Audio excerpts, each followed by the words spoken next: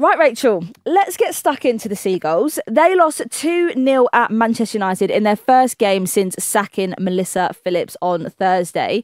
Obviously, there was a massive reaction to that sacking. It felt like a really chaotic decision, sort of summed up by the fact that Brighton's interim boss, Mikey Harris, came over from the men's academy and admitted on Friday that he hadn't yet met all of his staff. I mean, we were both on that press conference call, and there were some points I'll throw to you that sort of seemed to cause a bit of a stir amongst journalists, a bit of concern. Well, firstly, just to get your heads around it, I had been on the Melissa Phillips press conference at 2:30 on Thursday, where she gave us her opinions and her thoughts in the upcoming match against Manchester United and all that kind of stuff, gave us her team news, etc., etc. And then, 4 hours later, she was sacked. So that in itself was bizarre. The timing was bizarre, very unexpected. Obviously, a big week coming up for them. They had Manchester United, then they've got Conti Cup quarterfinals on Wednesday, and then the FA Cup fifth round on Sunday. So quite a big week. So interesting timing, and arguably, we've had conversations over the season of potential managers' futures, right? Mm-hmm. Her name was never one of them. No, she was never in the chat about, they weren't doing brilliantly, but I would also say they weren't failing. It didn't feel like they were failing. It felt like they were a team that had pretty new manager, quite a few new signings, trying to find their feet a little bit, pulling off some good results here and there, showing, signs of something in terms of when they played big teams. They weren't, absolutely turned over.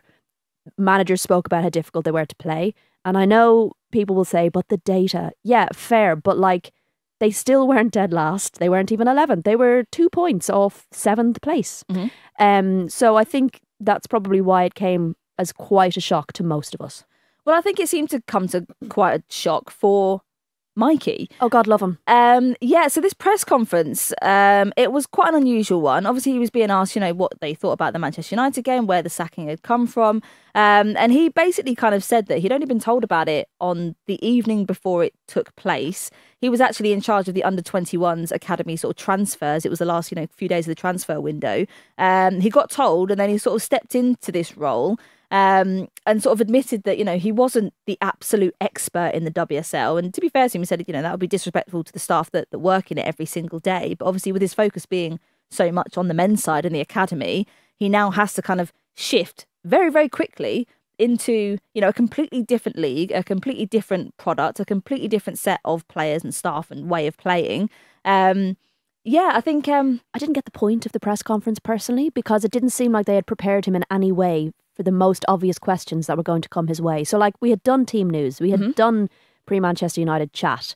That still stood. He wasn't going to bring in some complete, transform things with the hour that he had with the players on the grass before the game. So I didn't really understand the point of it when they hadn't prepped him. And God love him, it kind of felt like they fed him to the wolves a little bit, because people were asking him questions that he just didn't have answers for, but he was the only person that could be asked the questions, right? So absolutely. Why they didn't put out maybe a statement or a little social media video, meeting Mikey or something like that to kind of bridge that. But I just didn't really understand what they'd hoped to gain from throwing him into the deep end massively without any lifeboat. Massively. And I think, he doesn't have a lot of the answers that people were asking, why the decision had taken place, when the next manager was going to come in, how long he was going to be in the role. And he was kind of saying, he asked David Weir, Brighton's technical director, and David Weir actually said the decision was vital for the progress we want to see, adding that we have invested heavily in the women's squad and infrastructure going into this season, and results and performances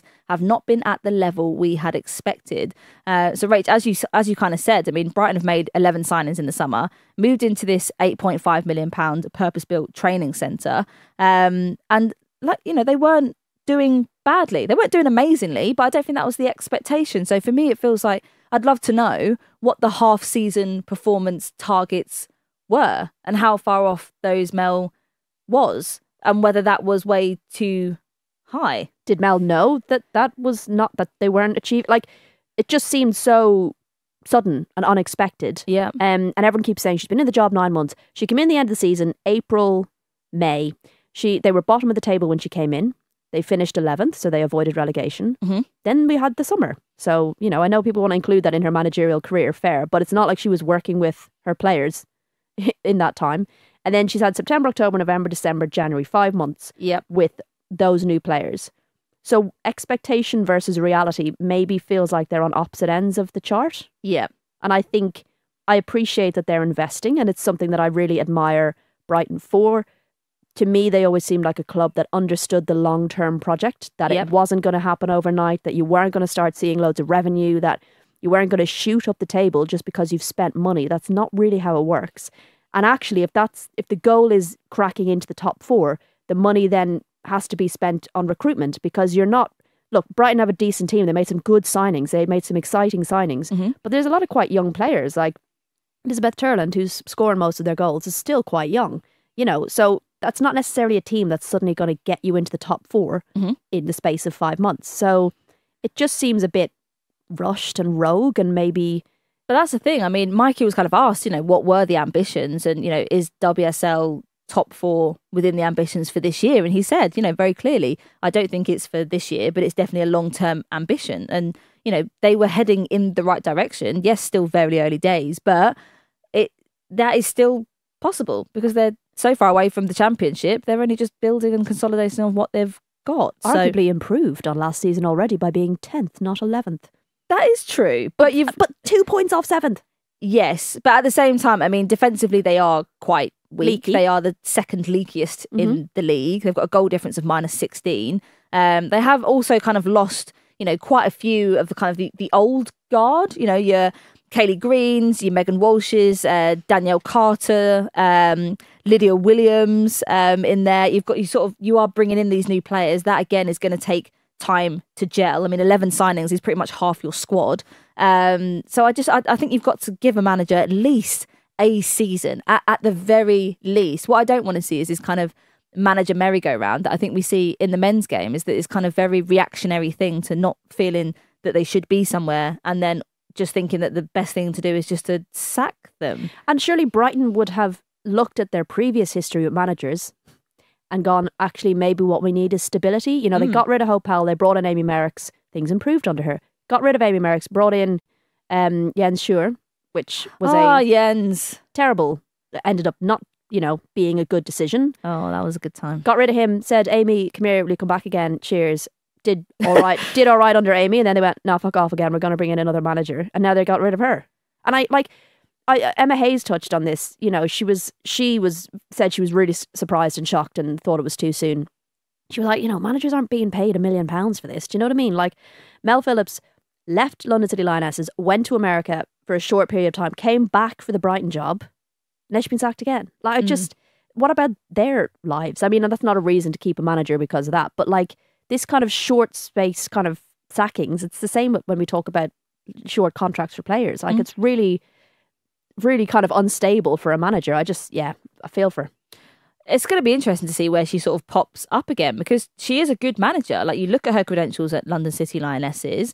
This was obviously her first WSL job. I think anyone reasonably can sort of take, a realistic sense of the fact that she wasn't in the job long enough to really give a good account of herself. She wasn't able to do that. So where do we think she's going to go next? I don't even know what vacancies are. I can't see her being in the running for the Chelsea women's job. So where no one else is really sort of set to leave that we know of at the moment, but you never know. I'd be surprised if she popped up before the end of the season. You know, yeah, we might see some turnover at the end of the season, and perhaps there'll be an opportunity there. She could also go back to the US, which would be a shame because I rate her. Back to the champ. And I really like Mel Phillips, so I do hope she sticks around. But the US are drawing in. I mean, they've got Emma Hayes, they've got in Casey Stoney, they brought Juan Amoros over from Spurs. I do think there's a definite trend, a shift. Do you know who was over in America for a while? Go on. Mark Parsons. Oh my gosh. I can't. Do you know where he was? Oh, he was in the stands. No. For Brighton versus Chelsea. No. I mean, that's a dead cert, isn't it? Well, listen, that's it. That's how it goes. We do talk to Annabelle about this later on in the episode. So, we'll see what she has to say on the situation. But I do think she spotted him too. And I said it. I'll say it later in the app as well. But it just felt a bit Grim Reaper-esque when you see another manager looking over your shoulder. But you never know. Mark Parsons could disappear off somewhere else, and we'd all be surprised. In what world, like in an employment setting, would you be like almost on the way out, but see your predecessor like being sacked and see your predecessor at your place of work. It's savage. Yeah, I mean, we don't know if it's true, but it's unusual.